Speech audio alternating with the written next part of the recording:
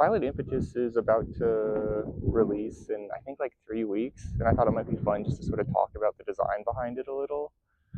Um, Kind of an impromptu video. I'm gonna try to cut it up a little, but it may just be kind of me rambling.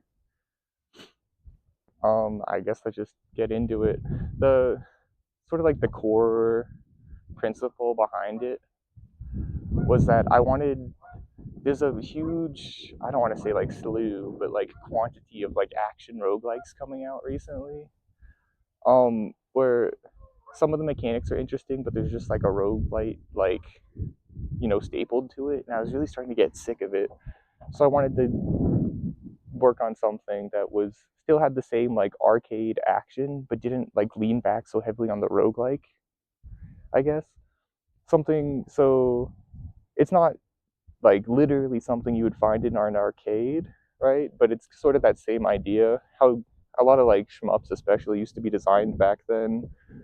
I was I wanted to have something that's sort of like arcade-like, even if you wouldn't find it in a real arcade. Sort of like that, sort of like I don't know, like cortisol dispenser or something. Cortisol is probably not the right word, but just like a very like high stakes action game that ends in like 5 or 10 minutes. So that's why it's sort of like that. Immediately like thinking about it, right? You're probably like, oh, that doesn't seem great for Steam, and I kind of agree, but I don't know. I wanted to make the game that I wanted to make, I guess. Looking at its numbers, I do see that it's not doing terribly well, like marketability wise. Like I think it's a hard game to play on like stream or in video. It's not really a great video game for video. It's fun to play, but it's kind of like boring to watch. Um, just like some of the mechanics, I guess. The core idea is like it's based on like the wrench from Nuclear Throne, I guess. I really love the melee in that game.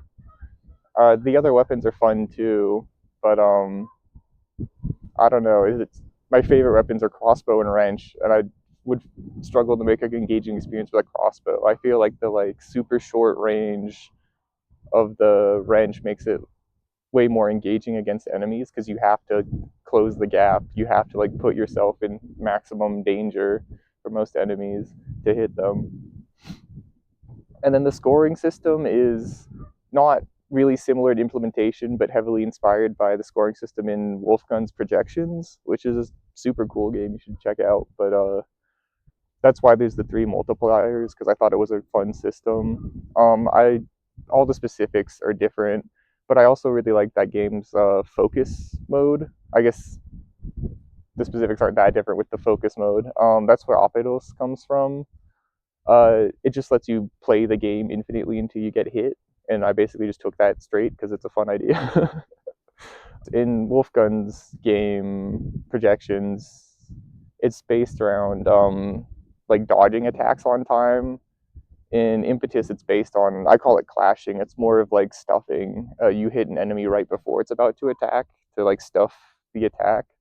It's basically the same thing. You just have to learn the enemy's timing, and it's actually probably even easier in Impetus because you get the little animation to track. But that's why it's like that.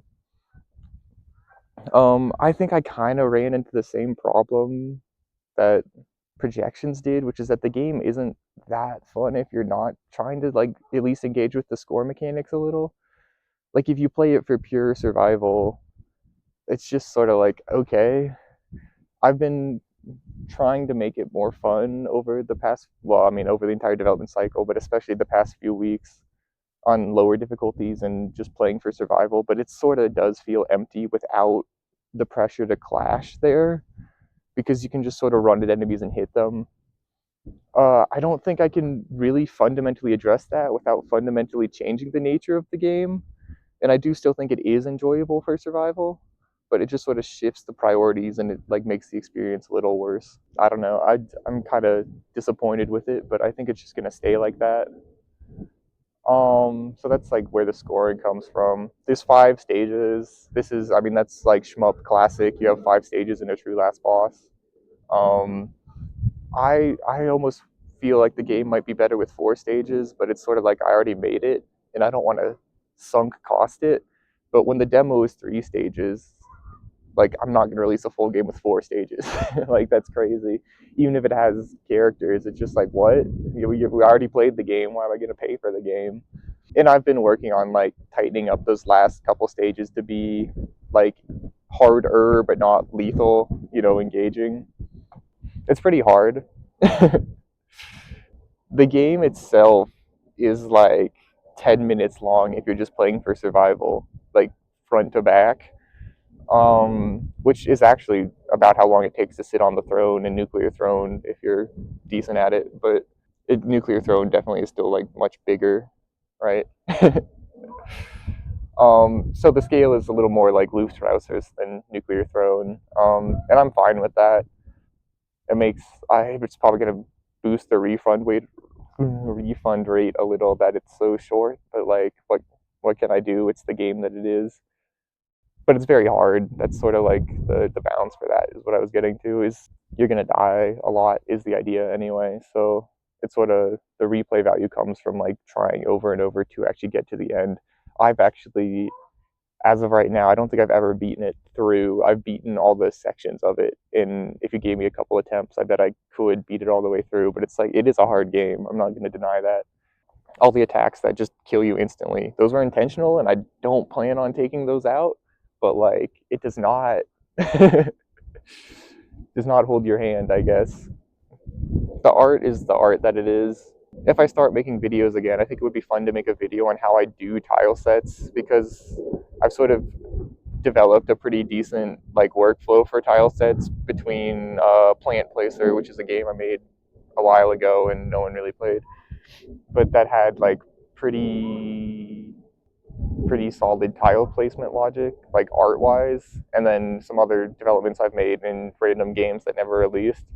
So I have a pretty cool like pixel tile art workflow. Basically, the level is like I think it's like 5 different layers that are individual tile sets that I just create the tiles for, and I just have a manager that splats it all to the screen the way it's supposed to. I think it works really well, and I think the work like the demand is pretty low, so like it is pretty nice. But it's basically just like 4 tile sets stacked on top of each other with transparency enabled. It's nothing like impossible to figure out. A lot of half offset tiles or dual grid tiles, depending on who you ask. Dual grid's probably the better term.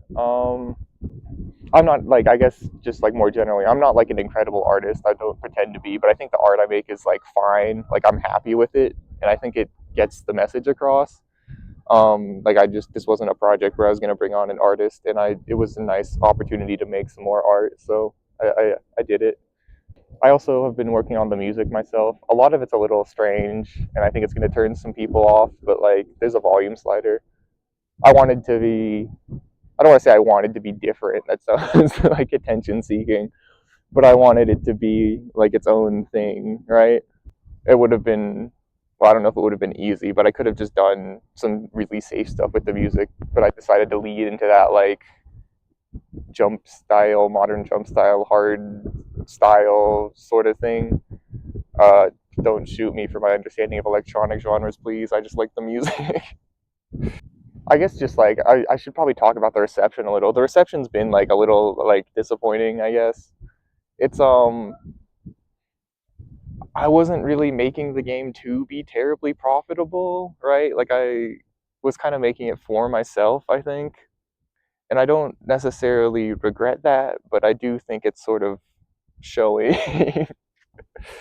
Like the no roguelike elements and the elevated difficulty make it pretty hard to market to like just like a guy, right? It demands a level of like skill that a lot of games have sort of moved away from demanding, which again, intentional. I wanted it to feel kind of like playing a more traditional shmup, but I do think that's gonna turn a lot of people away. It's day Thursday of the February Next Fest. I have like 100 wish lists total, which is like garbage. um, but it is what it is. I was hoping it would do a little better, like enough to pay off the time I spent on it at least, and I don't know if it will, but I think it'll at least like pay off the game maker and the Steam licensing fees. I don't know. Maybe it won't. I hope it will. It is like I'm looking back on it in retrospect, and I part of me wishes I sort of like tried to make the game a little more marketable, but I think it's just fundamentally not what the game was. It's a very like diluted experience. Like I mean, it feels like a arcade shmup. At least when I play it, it does. It's like pretty hard, demands like pretty total attention most of the time, but it doesn't. I think it's still fair, probably more fair than a lot of arcade shmups are, to be honest. I don't know. I think if you like shmups, you'll like it, but at the same time, I'm hesitant to market that too strongly because it is still different. It takes in the bullet dodging of shmups, and I try to like by using the close range attack, I feel like it's a good job of forcing the player to move the same way that like a more traditional shmup forces the player to move with like attack patterns. I don't have as many explicit attack patterns. They only appear in boss fights, and most of them are pretty like omnidirectional. This is I'm kind of getting into tangent territory now. I think a lot of 3D like proper not 3D proper 2D bullet hell games where like enemies can shoot in any direction sort of struggle with like hurting the player. A lot of trad shmups are really good at like hurting the player because you can only shoot straight up, so you have to be underneath the thing you're shooting, right? I know there's a lot of exceptions, but just like that's a broad thing. You need to be underneath what you're shooting. When you allow the player to shoot in any direction, you lose that. And then when you place them in like a blob world, like a 3D, a more, I keep saying 3D, a 2D world where like you can move, shoot, and be shot from any direction, you lose a lot of your ability to hurt the player. I think by giving the player a super short range melee, I'm able to reintroduce that sense of like hurting without having to like limit the player's attack potential or like only spawn enemies in front of them or something. Which I think a lot of games sort of struggle with that. You see a lot of I don't want to like shit talk anyone specifically, um, but I think a lot of games it becomes apparent that a lot of the enemies are just sort of doing things to do things. There's not like an overall structure. And like impetus enemies are spawned randomly and operate on their own, but I think I'm still able to make them have like interesting player hurting, and like make the player take positional challenges actively because of like how it's all set up. Um, I don't have a ton of testing with this game, I guess, is the other thing. I had a few people play it and they're like, that seems cool, but I don't have any like huge endorsements or anything. And I haven't seen many online reviews. I don't think I've seen any online reviews actually. Like I had a few friends play it and like it's all right, but no one's reached out to me online, which kind of signals to me that it's not like a huge hit game. I've had other projects where people are like actually like into it. And I think for my next project, I'm gonna be reviving one of those ideas. But hasn't really been the case with impetus. So it is what it is. It's gonna release in a month. It's gonna do as well as it's going to do, and I think it's the right game for the right person. I just don't know if there's a lot of those people. I guess I should be clear that next game I'm going to work on is not going to be Ultra Mahjong. Sorry, Mahjong heads. Um, I have other projects that I've only really showed off in real life that I think will make interesting games. I haven't decided on what it's going to be yet, so that's why I'm being like weird and cagey about it. But I have two like pretty strong ideas, and I guess that's sort of like where I am, where the project is overall. More like generally, I feel like I kind of learned a good amount from the project. I learned I really don't like doing art is one thing. Like the art in the game, again, I think it's at least like good enough. I know it's not like savant or anything. Like you're probably not going to show it off to your friends because of the art, but I think it works. But I just found that like I design an enemy, design its behavior, its attack pattern, and then I'd be like, oh god, I got to do art for this guy. And like at first I was like, okay, that's fine, but by the end of the game, I was like, God, I really just don't want to draw all these little pictures. And like I set it up so every enemy has its own sprite. It's charged. Well, there's a lot of busy work with sprites. It's kind of my fault, but artistic wise, every enemy has its own sprite and its own bullets, which is its own thing. and then I have to spend about as long like just like creating variations of the sprite so that the game can work with it. Just because the workflow I set up, like every enemy needs its own hit sprite, its own like charge sprite. The charging is actually done with a sprite animation, which I regret in retrospect, but like I only really realized it was going to be annoying when it was too late to really address it without also creating a ton of work. So charging is its own sprite, getting hit is its own sprite, dying is its own sprite, like becoming a corpse is its own sprite. So like every time I made a sprite, I actually had to like convert it slightly like 6 times, which was annoying, and I wish I thought of it a little more. But it's not really an art problem; it's just like a workflow problem. But I also don't really like making art that much. So the next game I work on is definitely going to have more laid back art. What specifically that's going to mean is like I'm still like figuring out, but it's going to be more like shapes and gradients or something, right? It's not going to be like individually detailed sprites. Or I guess I could work with an artist, but that's like its own thing, and I still don't really operate at a scale where I can like pay people an appropriate amount for their labor. So probably not that. UI, the UI is a little thrown together, but it all works. I basically just like made a cheap version of Godot's input manager and then just like made some buttons. Took like a week. It's a little unattractive at times, but it all works, and I planned it out ahead of time so I didn't run into any like big issues putting it in.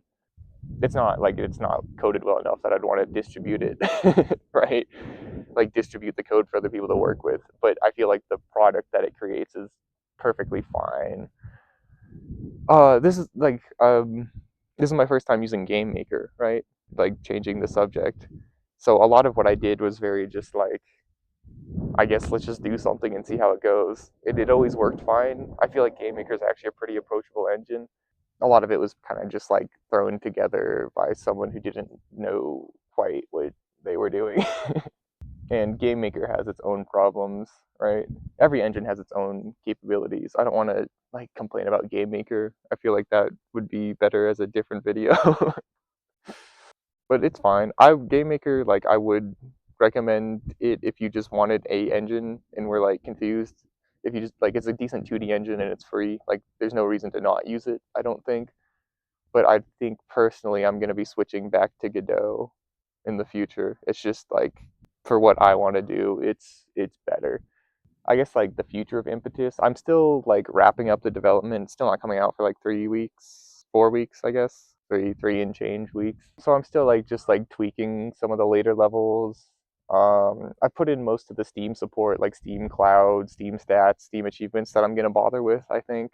But you know, there's just like small polish things I want to put in. I was originally thinking I might like do expansions for the game in the future, but just with the interests I'm seeing, that's probably not going to happen. I don't know. I don't want to talk about it too much because it's just going to be disappointing, right? Because I just articulating things I'm not going to put in.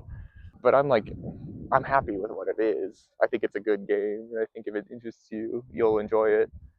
The demo is more than half of the game, so like play that if you're interested.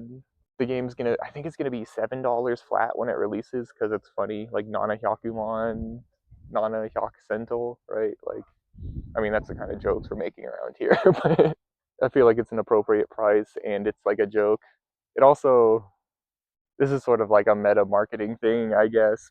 It's kind of like the game's like a little like annoying and full of itself, right? Like it's a very like a for me game. So all the decisions in the game were made to be like the game I want to play, not like a game that I think is going to be like terribly appealing. Which had its, like I talked about earlier, it was not maybe the best decision financially, but it's like a very, I feel like it's a very like personal game. Like you can feel that someone made it, and maybe someone whose opinions on game design are different from yours, to be honest. But still, I think it like sort of has a personality. So setting the price to $7 flat instead of $6.99, I think signals that it's like, yeah, I am full of myself. It's low key. I was considering just making it like $2 or something, but I feel like that's the wrong signal to send. if you make a game too cheap on Steam, I think people just assume it's garbage. And like, I legitimately believe that this is a good game that's worth playing. If I make it $2, someone's gonna buy it, like die and be like, "Damn, this game sucks," and then just either refund it or not play it again. And like, if it's cheap enough, they probably won't even bother refunding it. And like, maybe that's its own marketing strategy. Or, but I think I'd rather people play and enjoy the game than just bounce off it immediately. I think the higher price tag encourages you to like work with it a little. And I mean, you can literally die in 5 minutes, right? Like if you're just playing for survival and you're still figuring out enemies, you're gonna just get killed. If it takes 10 minutes a run, which is pessimistic, if you're learning the game, you can play the game 12 times and still be within the refund window. Like obviously, I don't want you to refund the game. I want you to take it seriously, but I also like it's a short game, and by setting the price a little higher, I'm encouraging you to like decide for yourself whether you actually like it, not to just like play it on a whim and bounce off immediately and not care. Maybe I mean maybe that's a weird strategy. I mean, like it's all made up anyway, right? I think it works. I think that's like the justification for it, at least. If you think it's expensive, I'm sure there'll be a free alternative available somewhere, right? Like it's not hard to get through Steam's DRM. I mean, the digital scarcity is made up. You're either going to pay me or not. You can decide for yourself. So I wanted the game to be translated when I didn't want to pay for a translation. Translators like low key charge a lot. Like I, to be clear, I think they charge a reasonable rate for the services they provide. But for me to hit like like the 8 or 10 languages that I'd want to hit for this game, I'd have to translate like the store page, the in-game text, the achievements, and it's easily like like $500, $1,000 for the languages I want. And I think that's a fair price. I just don't think I can justify that price. So the entire game's translation is done by like the Polygot project, is what it's called. I don't know why I put that in quotes. It's what it's called. Which is just like this free, openly available spreadsheet of like common gaming terms for you to use in your game. I My game does not line up very well with the terms that spreadsheet provides. So a lot of, like, being perfectly frank, a lot of the labels are a little strange because I just had to go based off the labels that are in that spreadsheet. But saved me a lot of money and makes the game a lot more playable if you don't speak English. There's the only place there's text right now is in the UIs anyway, and most of the settings are pretty obvious. So arguably, it wasn't even that necessary. But I think it's nice to have that there. In the future, I definitely don't want to be operating under that restriction anymore. Like, you can't put text in your game is a pretty restrictive thing, right? Like, there's no full sentences in the game. There's only like proper nouns and verbs that are readily used in commonly used in video games, at least according to the Polygot project. I never want to work with that restriction again, but I think it worked here. Yeah, I mean, there's a good chance my microphone has died by now, so I'm going to stop recording here. I think I said everything I want to say. Wish this Violent Impetus, buy Violent Impetus if it's out, or don't. Demo's pretty long. Like, you can try it, decide if you like it or not. Again, the demo's over half of the game by like content. Probably not by playtime, but by like just like enemy content. So it's a lot of time to decide whether you want to support me or not. I guess like one last aside, I think that's how you really should be thinking about paying for games in current year. A lot of people like to think of it as like exchanging, like, buying a good or a service. And like, I don't think that's a bad model, particularly when you're working with AAA.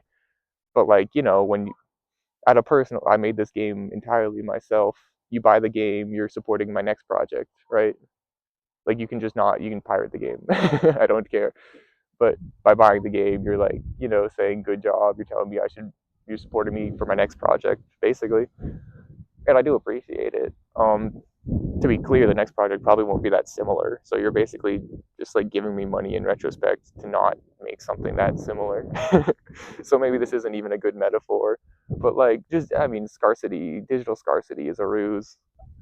I'm not like in severe financial strain, so like, don't buy the game if you need the money. I think you should have it. But if you have excess money, I also, have bills. That's it. Thanks for watching. Buy the game or don't.